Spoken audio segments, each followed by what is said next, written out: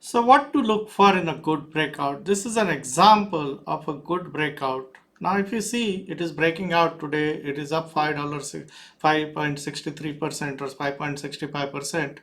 And the stock has the characteristic of what I look for in a good breakout. It had a very good first leg where there was a series of aggressive buy days. So if you have like, and if you see here, you had positive day which closed near high, another positive day. This was a big day. So this is the first leg. Then you had a consolidation where there was hardly any selling. There was a lower volume in this consolidation. There was no breakdown as such in this consolidation. And then it is breaking out. Now this stock was also something which you could have like anticipated a breakout on. This is how it looked yesterday. So this is like a stock was up or down just 12 cents yesterday. So this was in my anticipation watch list, and this had a breakout. And this is what you want to look for in a good breakout, which is like first leg should be good, orderly consolidation, stock should break out and close near high.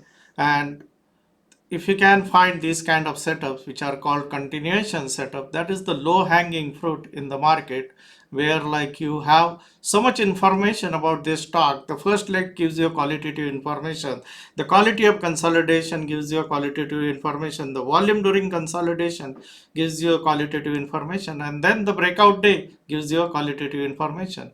Now these kind of breakouts have the tendency to move in 3 to 5 days momentum burst, and in those 3 to 5 days they can make 8 to 20% move.